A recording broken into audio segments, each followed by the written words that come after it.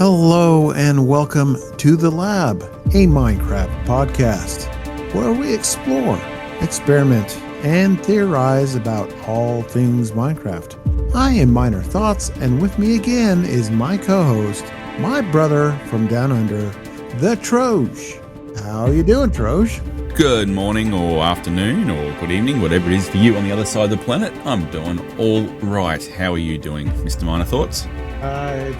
It's been another one of those long weeks at the mine, and I am ready for my one-day weekend. And of course, you're going to spend it recording a podcast. Thank you. Oh, yeah. Speaking of recording a podcast, how great was it last week to have RayzWorks on? Oh, it was awesome. Awesome. I really liked his insights about game mechanics. Really, what he likes to explore is how the game mechanics works. Redstone plays a part in it, but game mechanics and looking at what he's working on now with the latest snapshot, he's really going all in on the Ender Pearl stasis chambers, chunk loaders. So that's something we're going to get into today and talk about a bit of the new changes and whatnot. But it was very much a pleasure having him on the podcast. I nearly said having him on the server. I'm definitely in Interrealms mode at the moment because we're working on our Halloween area for a Halloween event coming up. So I'm very much server on the brain. But no, it was an absolute pleasure having RayzWorks on last week, and hopefully we can have him on again at some point in the future. Yeah, if you're listening, Ray, yes, thank you once again. And we've got your topic idea on the lists, and I'm not going to spoil it. But So speaking of the changes recently, there's been a few little announcements that have come out from Mojang in the last week or so, and we're going to talk about them today. Yeah, it was Monday. We got an announcement from Mojang that there are going to be changes. And it's typically this time of the year, around this time of the month, where they start teasing things for the next update. The possible mob vote. They give us a little trailer, a announcement date for Minecraft Live. But Monday, we got a little thing saying there are going to be changes. Yes, the whole Minecraft universe changed. It imploded into a sea of... No, I'm getting carried away now. It's going to be a bit different, though, isn't it? Yes. Apparently, they would like to do multiple updates throughout the year, at least two. And they may be smaller updates, like we saw with the Armored Paws, where we got armadillos and the dogs right before the tricky trials. And I think another one in the past was like the Buzzy Bees update. It was a smaller update that came around Christmas time, I want to say. I forget I think it was 1.15. Yeah, 1.15 was Buzzy Bees. Yeah, that's correct. But we're going to get more like that. Now, as far as Minecraft Live, we still have no information on that. Well, the only thing we have on Minecraft Live is they're going to do 2 a year in a different format, which is different. Yeah. Yeah. And that's what we're going to discuss today is, what we think might be coming up. We got verification or confirmation or possible, someone that's on the inside and watching things closely. I didn't know that a lot of the things we're seeing in snapshots right now, they're going to be part of 1.21.2. That's the new update cycle. We're going to see. I think that's what they've been leading up to anyway, because if you have a look at it, they've been dropping, they had Minecraft Live, and then what they announced at Minecraft Live, so like camels and all that sort of stuff, all dropped in the very next update. It didn't wait till the next big thing. It was the next little minor update. And then, as you said, again, with the Armored Paws or whatever they called it, it's a smaller content drop. And I think what that's going to allow them to do is do things that don't necessarily fit into a mold and allow them to do a variety of different things. Because, one of the criticisms that we had on this podcast of the Wild update was everything that came through from the Wild update. How does this fit? Why is this called the Wild update? The Wild update doesn't fit this name. And I think what they've looked at doing is breaking it up so they're not sort of constrained. Like if they want to work on a smaller feature, they can without being constrained by a bigger subtext, if that makes sense. The flip side of that for me is, it's good for us as, from a gaming perspective, because we get more frequent drops of new content, free content, but the big but here is from those that run servers and those that make mods. The mod makers are going to have to be busier updating their mods more frequently. So how many of them are going to go, oh, this is just all too much, and sort of just let the mods go? But in terms of servers, like updating a server is not a small task to do when they have an update. So the question is for us with Interrealms and running the server, is how long do we wait? Now, traditionally, what we would do is say 1.21 came out, let's just say as an example. We would usually wait until, say, 1.21 or 1.22 came out because invariably there were bug fixes, stability issues that they would push through in a relatively close time frame. Now it's going to be, 1.21, 1.22, there's new content. So we're going to have to I think there's going to have to be a balancing act between updating a server and not updating a server because people are going to want to play the new content that comes out, but you can't, by the same token, update a server all the time. It's just not feasible. So it's going to be interesting to see how that plays out. Yeah, the question, I've seen the question asked around social media that how is the number going to go? Is it going to be 1.21.2, .3, .4, .5, until they reached 1.22? Or, how are they, with these new drops, content drops, how are they going to handle that? And another question was asked is, well, what about larger reworks? People are still expecting the end update sometime in the future. But, who knows when that will be? Will it be 1.22 or will they release an end update in small drops? You'll get maybe the terrain generation in one, mobs in another, new blocks in another drop. Who knows how they're going to handle something as big as the end. Look, I think it gives them the flexibility to take that approach if they want to. Personally, I think if they're going to do a project like the end update, then it should be an all-inclusive one drop. Add bits in over time, but I don't think they should change the narration and nothing else. I think they should, they should roll out an end update in one hit, like they did with 1.16 with the Nether. It was for all intents and purposes, a complete rollout. It was what it was.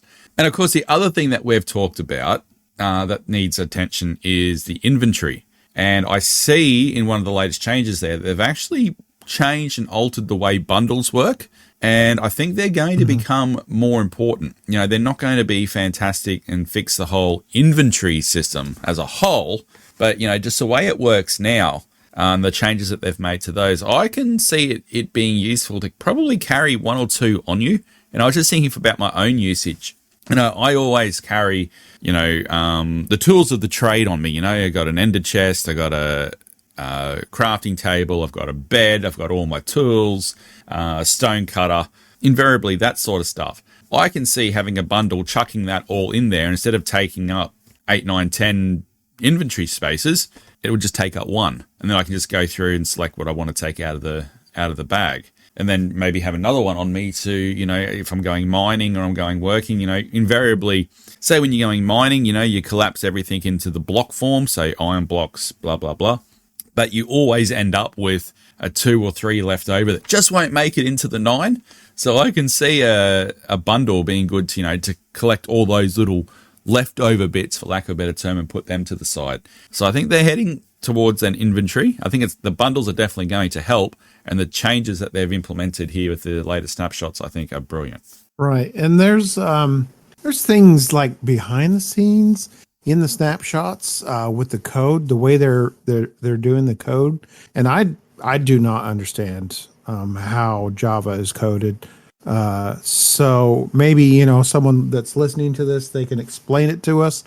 A lot of the things I've noticed in the changes or the change logs is things are becoming data driven. Mm-hmm. And I'm not even going to try and figure that out, but I'm noticing things are being changed behind the scenes as far as the way things are handled within the world. And I don't know if that's working towards something or if it's just for optimization. Well, it's going to let's hope that everything that they do leads towards optimization, because for a game that looks how Minecraft looks, it is a resource hog of a game. It really is. But I think too, the changes they're bringing in by going more data driven is going to allow more customization as well. Be able to set things to how you want to play, not necessarily how Mojang is telling you to play, if that makes sense. You can customize the timing of things, etc., etc. So yeah, interesting changes. And I think too, you can definitely see they're heading towards a line that's going to make it easier for them to get these more constant updates out and these feature drops. So there's definitely been a feature shift there. Well, okay. On that note, the things that they said are going to be data driven. You bring something up about customization. They did say that the way they're doing this now will make it easier for mod makers to make custom mods. And on that note, this is kind of just a wish. I would like to see Mojang work closer with mod makers, especially since they're doing these smaller drops. Make it easier for them to update and port their mods to the next version, so people aren't waiting as long. So maybe that's a reason why they're changing the code a little bit, so it's easier for mod makers to make their changes and get their mods out sooner. But things like Optifine will still take forever. Oh, well, move to Sodium. That's my suggestion. Optifine has been well and truly left behind. But while that's true, it's making it easy for the mod makers. The fact is the mod makers still are going to have to update more often with the more feature drops. That's just going to be a case in point. And I think mod makers for the last little while have sort of been getting slower to update their mods. But that also means, I think, is contributed by the fact that they change so much behind the scenes of how the game works. So I know, like, the change from 1.20 to 1.21, there was quite significant changes under the hood, so to speak. And that impacted a lot of the mods. So, like, as an example, we use the looter mod on Interrealms. And that one took an age to update because basically the developer went, well, they've changed that much. You know what we're going to do? We're just going to rip this mod back down and rebuild it from scratch. And fortunately, he did. So there's a lot of work that every change they make on the back end affects a mod maker in some way. And I know from myself, we've got the custom model data and the making the resource pack. I had to do it differently for the custom models. Just because of some changes. Now, it didn't help in the coding of the resource pack. I potentially missed 2 commas that was breaking everything. That didn't help my situation. But yeah, there was a few changes that I had to do in the data in the resource pack itself. So everything they change impacts down the line. Yeah. And speaking of impacting down the line, Ender Pearl chunk loading. Yeah. I'm scared, Miner. I'm scared. Well, I meant to ask you, I'll do it right here on the podcast, what Interrealms is going to do. I'm sure we're going to discuss it. It'll be another topic in the next player meeting.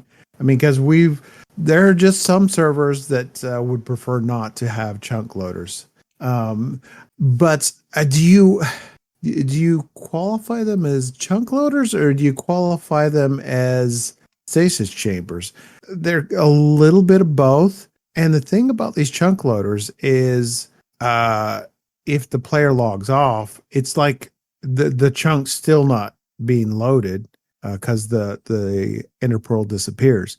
It only the chunks are only loaded as long as the player is on. So I think there's going to I'm going to ask for it to be revisited, but I think there needs to be discussion among not only on Interrealms but other servers on uh if that's something that can be used or if there's going to be limits or if it's just going to be just off the table. Well, let me put it this way, right?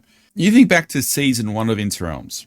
Mm-hmm. We had just my family, so me and the 2 kids. We had a stasis chamber in our base. We had a stasis chamber in the sheep cave. We had which was the bat cave, but sheep cave. Anyway, and we had a stasis chamber over in the Harry Potter area. And I think we had stasis chambers in the shopping district. So just between us 3, we had 4 chunks loaded, technically, whenever we would be online. Now, you multiply that, we got 45 players at the moment.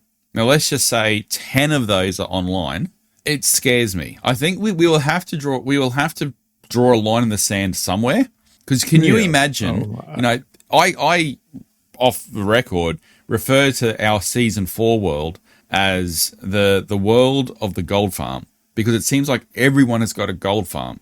Can you imagine for a minute if you got someone in the gold farms, everyone's on their gold farm, they're also loading, say, a squid farm or a not drowned farm, what are those guardian farms at the same time? Mm-hmm. It wouldn't take long for, say, 5 people with enough chunk loaders with these ender pearls to lag a server out.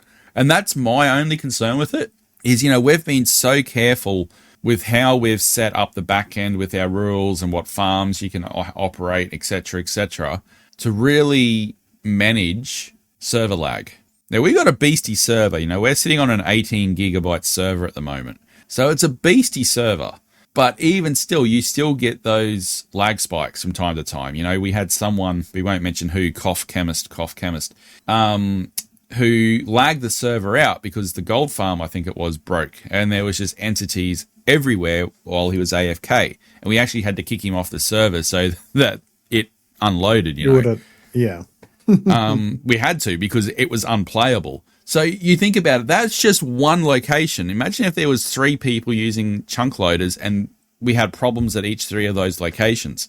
You wouldn't be able to move. So that is true. I don't know.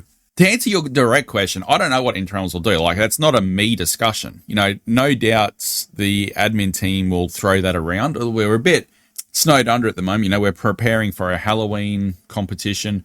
We're getting a big Halloween area built and ready to go for that. So we're a bit snowed under with that. And we've got other things that are, matters that we're dealing with and making announcements about, which hopefully all Interrealms players listening are excited about, that have come out recently. So we haven't talked about it, but I no doubt we will, and no doubt it will come to a player meeting as well. But I think we've got to find a balance between how it works and balance between what you can and can't do with it. Because I admit, the first thing when I read that and I watched the Zoomer's video, my first thought was, well, that's going to make an easy chunk loader, isn't it? Stasis chamber. And now then you see everyone else coming through making stasis pod things, chunk loaders. And for those wondering what we're talking about and don't know what a stasis chamber is, basically you've got a water stream, a water column, you throw an ender pearl into it, and it just sits there and it bubbles, bounces there on the bubble column in the water, and it's always there. So you could basically just turn that into a chunk loader within a very easy vanilla way. So, well, currently, as far as I understand, currently it doesn't work as a chunk loader. You still have to use like the portal minecart through the portal type chunk loaders. Oh, really? Yes. But the reason why they're calling these new stasis chambers chunk loaders is because of the changes. So correct us if we're wrong in the comments. We'd like to know, Ray, if you're listening. I know you're testing the heck out of these things.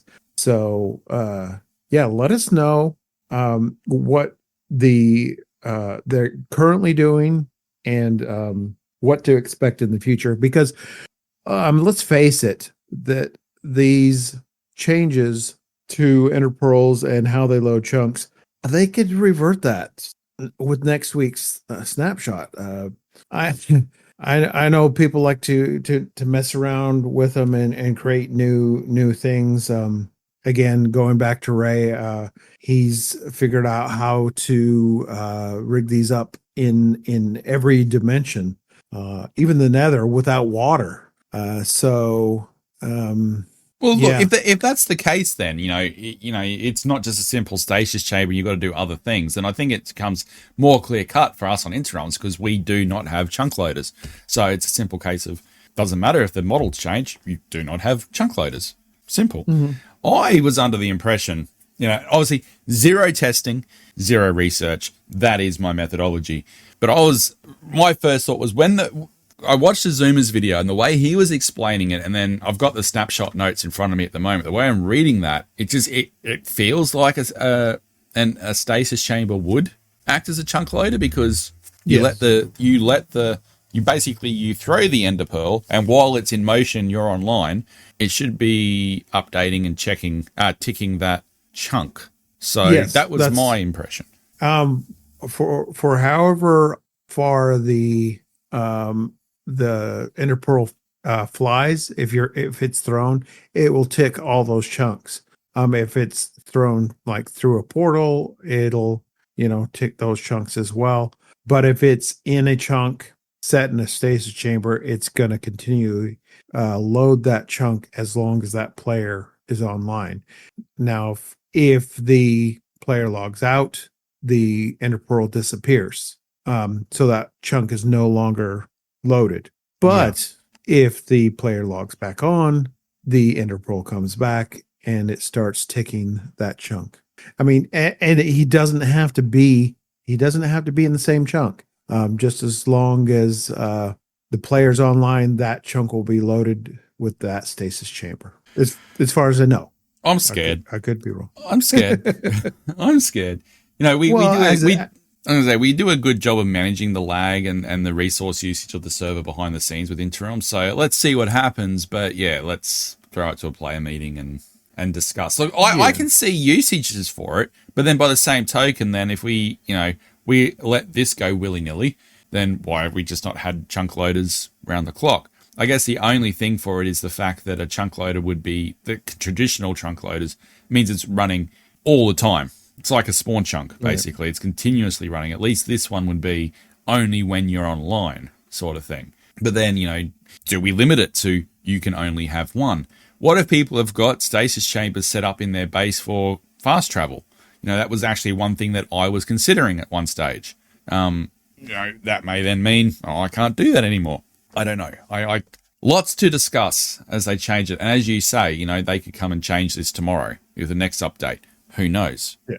I was thinking of a thing for Cobble's hide and seek mansion, kind of a timed thing. You throw your interpearl in a stasis chamber, and it's on a timer. Ooh. And you have to find all the people, or say just find the blocks before the timer runs out, and it transports you back to the beginning. Cobble, if you're listening, there's an idea for a version of game for your DLC, your downloadable content that you're going to do. She's actually going to extend the hide and seek mention. Yeah, but that would be like a speed run, a hide and seek speed run mode. You put an interpearl in a stasis chamber and try to find all the people before the time runs out. I think that's not a bad idea. Obviously, this is Cobble's minigame and it's Cobble's prerogative.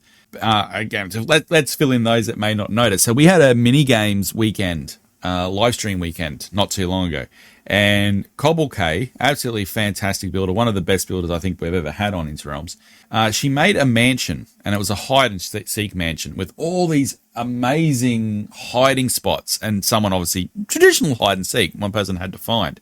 One thing I did note though, there was a few people that just were really struggling to find everybody, and it was dragging on a bit, and they were getting very frustrated. So a timer system like that using a stasis chamber, is actually a really good idea. So Cobble, I hope you're listening, and if you think that's got some merit, let us know. Yeah, I'm sure myself or Jurassics or anyone that's built stasis chambers can easily do that. They're not that hard to build, and all you would need is an etho hopper clock. Not hard at all. So, yeah, we kind of got off track, with the stasis chambers, but it's opening up new possibilities and also opening up some possible problems in the future of Minecraft. And again, we never, ever really know what Mojang's going to do. Well, I guess there's one thing that came out of Ray's conversation last week, and one thing that is true across the board, change is always going to be a thing, and it's always going to happen. And every time that they change something or they adjust something, it's going to have an on-flow effect to some other part of the game. And at the end of the day, it's up to us as the player base to adapt. And that's just what we're going to have to do. Again, it comes back to, for me, the end of the day, we're playing a 10-year-old, 11-year-old game. And we're still getting free updates for it, for a game that we love. Having to adapt now and again, maybe not that bad a thing. Yeah. And I really, really, after talking to Ray, I appreciate his attitudes. He just, takes the updates as they come. He doesn't, I don't think he sets his expectations too high. He just, when things come out, he just, messes with the mechanics and tries to farm everything. Indeed. Well, this has been an interesting conversation, and we don't know what's coming next week, so we'll just see. If you want to discuss this further, you can do it down in the comments of the YouTube video down here. Make sure you get the like and subscribe if you're not already. Talk to us here on the Interrealms SMP Discord. You can find us through interrealmssmp.com. Up at the top, click connect, and you can find links to all of our channels and the Interrealms Discord, as well as the podcast links. We're on X, over there on X, at mclab_podcast, and then you can also reach us through email at minecraftlabpodcast@gmail.com. I got through it this time. Very impressed. We really should start scripting the ending at some stage. But you've done well. Miner. Well, as far as the socials, I've got that down pat. Now, how do we wrap this up? Well, last week you had a redstone button, and we hit the button and it just ended. So do we have a redstone button today? Ray's not here, so do we not? We probably don't have a redstone button. So what do we have today? We have a stasis chamber, and it's time for the stasis chamber to activate. That's what we'll do. We'll throw a pearl in, and we'll just see you next time when the pearl gets triggered. It'll bring us back. All right. Well, on that very strange ending, we will see you all next time. Bye-bye.